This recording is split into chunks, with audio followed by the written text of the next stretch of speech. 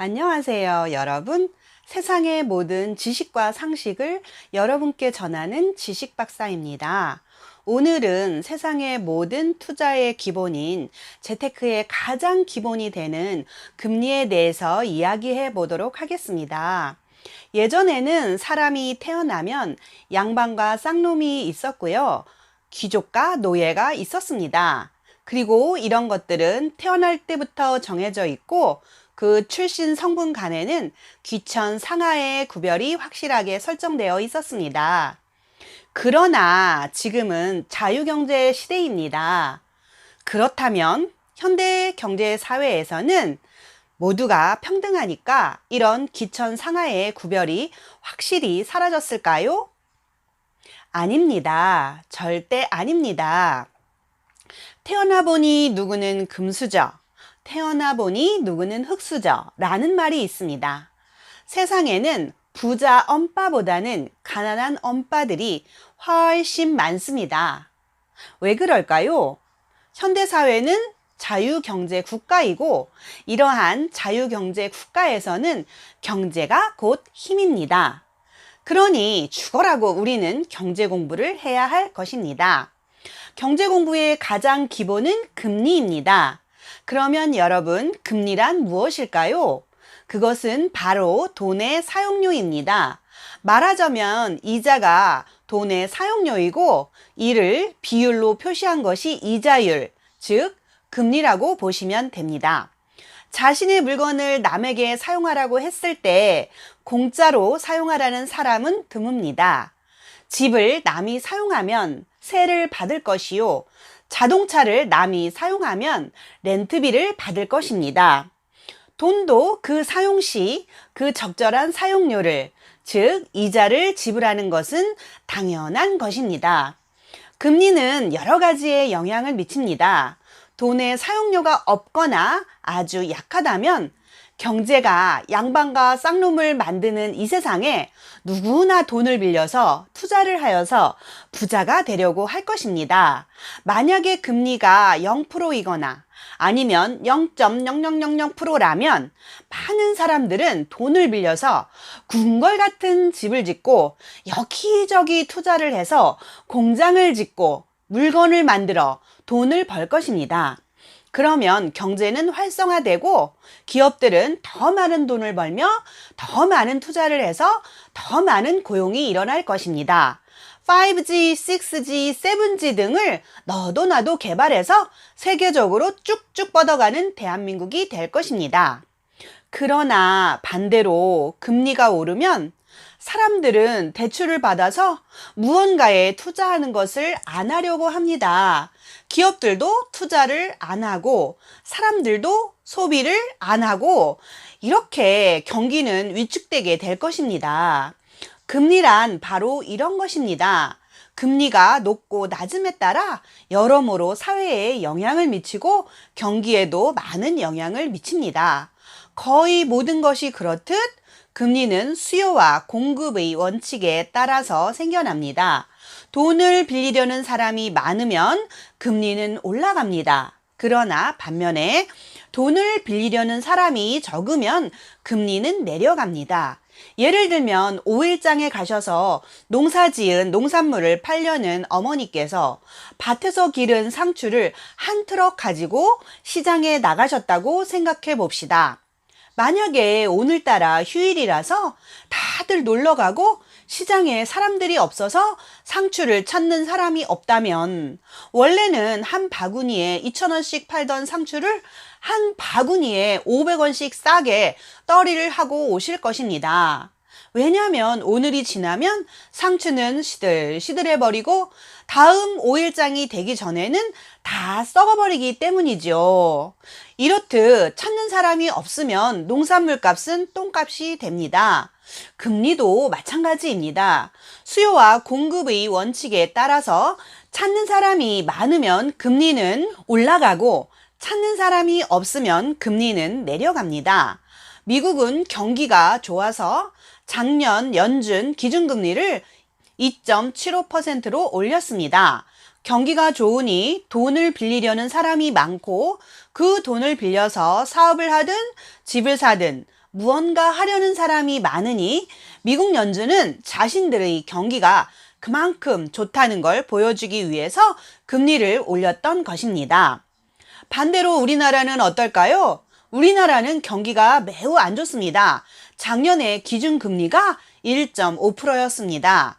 경기가 몇 년째 계속 안 좋아서 경기를 부양시키려고 몇 년째 금리를 안 올리고 있었는데요. 경기는 나아지기는커녕 점점 더 나빠지고 있었습니다. 그도 그럴 것이 금리 하나가 모든 것을 해결해 주는 것이 아니라 기업이 투자를 할 수 있는 여건을 만들어줘야 합니다. 그래야만 금리가 낮은 것이 역할을 합니다. 우리나라는 반기업 정책을 쓰고 있고 최저임금을 2년 동안 무려 30%나 인상했으니 기업이 수익이 날 리가 없습니다. 이 상태로 돈을 빌려 더 투자를 하려는 기업은 없는 거였지요. 그러다 보니 경기는 점점 더 안 좋아질 수밖에 없었습니다. 아무리 정부가 소득주도 성장 같은 정책으로 돈을 마구마구 뿌리고 일자리 정책으로 세금을 43조나 뿌려도 민간 기업의 투자가 막히다 보니 경기는 좋아질 기미가 안 보이는 것입니다. 단기간에 강의실 불 끄기, 60, 70대 노인들의 일회성 일자리라는 경기 부양이 어렵고 무조건 한 명 더 쓰면 1인당 일정한 돈을 나눠주는 일자리 정책도 취직을 못하는 청년들에게 무조건 50만 원씩 300만 원까지 퍼주는 정책도 단기간의 정책이지 장기간의 경기 부양책으론 턱없이 모자르는 정책이다 보니 아무리 금리가 낮다고 해도 민간기업 투자는 안 일어나고 경기는 끝없이 추락하는 것이었습니다. 그리고 또 미국 금리는 2.75%로 높고 우리나라 금리는 1.5%로 낮으니 외국인들의 자본은 계속 빠져나가고 우리나라 정부의 고민은 커질 수밖에 없는 것이었습니다. 우리나라는 어쩔 수 없이 작년 11월 기준금리를 0.25% 올려서 1.75%로 만들었습니다. 그리고 올해 6월에도 기준금리를 동결 1.75%로 유지시킨다고 합니다. 하지만 원래는 우리나라 경기가 매우 안 좋기 때문에 경기 부양만을 생각한다면 금리를 더 낮춰야만 합니다. 금리가 높으면 투자의 채산을 약화시켜서 기업들은 투자를 안 하고 또 기업들의 이자 부담이 늘어나 자금 조달 비용이 상승하다 보니 기업들은 생산 활동이 위축되어 경기 침체가 계속됩니다. 반대로 금리가 하락하면 지금까지 채산성을 맞추지 못하던 기업들은 투자를 하게 됩니다. 즉 기업들은 금리가 내려가면 생산 활동을 확대하고 소비자들은 소비를 더 많이 해서 경기가 활성화됩니다. 이러한 이론에도 우리나라 정부는 금리를 낮추지 못하고 있습니다. 그 이유는 앞에서도 말했듯이 미국 금리가 우리보다 아주 높거든요. 금리를 더 낮추어서 경기를 부양하면 외국인 자본은 더욱더 썰물처럼 빠져나갈 것입니다. 그렇다고 금리를 그대로 두자니 경기가 점점 더 나빠지고 있고요. 정부로서는 이러지도 저러지도 못하는 처지에 있는 것입니다. 우리나라 경기가 어렵다 못해서 올해 말부터 위기가 닥칠 거라고 말하고들 있는데요. 이유는 더 있습니다. 지금부터 그 이유를 말씀드리겠습니다. 금리에는 단기금리와 장기금리가 있습니다. 단기금리는 1개월, 3개월, 6개월 만에 만기가 되는 금리이고 이러한 금리는 아무래도 금리가 약합니다. 즉 이자가 조금 붙는다는 말씀입니다. 1개월, 3개월, 6개월 금리보다는 1년, 5년, 10년 금리가 돈의 사용료를 더 내야만 정상인 것입니다. 왜냐하면 시간이 길어지면 길어질수록 돈을 떼어먹힐 가능성이 많아져서 1년, 5년, 10년 만기 채권들이 돈의 사용료를 더 내야 하는 것입니다. 1년, 5년, 10년 시간이 지날수록 돈 갚을 사람의 신용도가 나빠질 가능성이 더 많아지기 때문이지요. 그래서 보통 단기금리보다 장기 금리가 높습니다.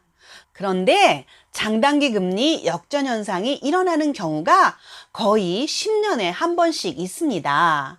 그것은 바로 1998년 한국의 외환위기 때에 장단기 금리 역전 현상이 있었고요. 미국발 글로벌 금융위기인 2008년에도 또한 장단기 금리 역전 현상이 있었습니다. 사람들은 과거의 경험에서 10년 단위 불황설 또는 10년 단위 위기설을 이야기하고 있습니다.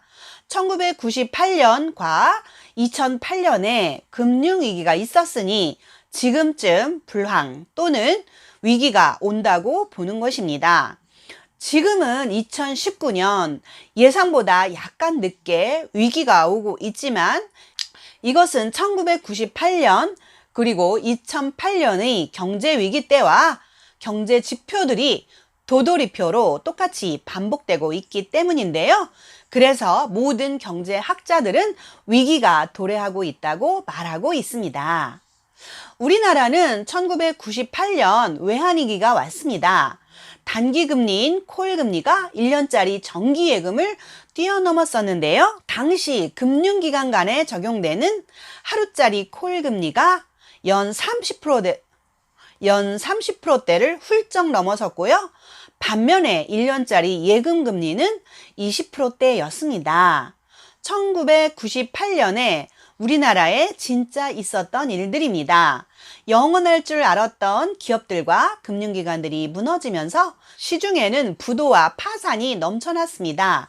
하룻밤 사이에 누가 죽어가는지 모르는 그야말로 한 치 앞도 내다볼 수 없는 힘든 상황에서 당장 하루짜리 돈도 빌리는 것은 무척 어려웠습니다. 따라서 엄청난 보상을 요구했고요. 위험 프리미엄이 가산되어서 단기금리가 장기금리보다 더 높게 나타났던 것입니다. 2008년도에도 마찬가지였습니다. 비록 미국발이긴 하지만 우리나라에도 치명적인 유동성 위기가 닥쳤습니다. 자금은 꽁꽁 묶였고요. 부동산 가격은 하락하였으며 건설사들은 부도가 나기 시작했습니다. 정부는 정책금리를 낮추어서 저금리 정책을 쓰면서 시장에 돈을 풀기 시작했습니다. 하지만 사람들은 아무리 정부에서 기준금리를 낮추고 돈을 풀어도 기업들이 불안하고 은행들이 불안하니까 CD금리나 회사채 금리를 외면했습니다. 모든 있는 돈들은 좀 더 안전한 장기 국고채 금리로만 몰렸습니다. CD나 회사채는 당연히 위험 프리미엄이 높아질 수밖에 없었고요. CD 금리나 회사채 금리가 3년짜리 국고채 금리보다 이자율이 높아졌던 것입니다. CD 금리란 은행에서 차입을 하기 위해 발행한 만기 90일짜리 양도성 예금 증서를 말하며 양도성이란 당장 사고 팔 수 있는 것을 의미합니다. 그리고 CD 금리는 만기가 90일이기 때문에 대표적인 단기 금리입니다.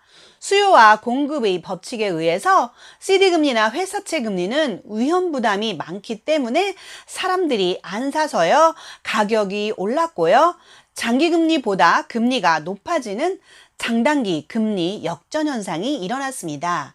이처럼 장기와 단기의 금리 차가 역전되면 우리 경제는 지금 문제점이 아주 많구나 라고 생각하시면 됩니다. 지금 2019년 현재 우리나라 장기와 단기 금리는 어떨까요? 지난 6일 금융투자협회에 따르면 지난달 31일 채권시장에서 국고채 3년물, 5년물, 10년물의 금리는 각각 1.587%, 1.605%, 1.682%로 마감하면서 연중 최저점을 갈아치웠다고 합니다. 30년물과 50년물도 각각 1.719%, 1.714%까지 떨어졌고요. 1년물부터 50년물까지 모든 국고채 금리가 기준금리를 하회하고 있다는 이야기입니다. 우리나라 기준금리는 현재 1.75%입니다. 장기금리가 단기금리보다 싼 것이지요. 이런 걸 금리의 역전현상, 금리의 하극상이라고 말합니다. 이것이 다가 아닙니다. 며칠 전 기사를 통해서 보면 미국도 장단기 금리가 역전되었는데요.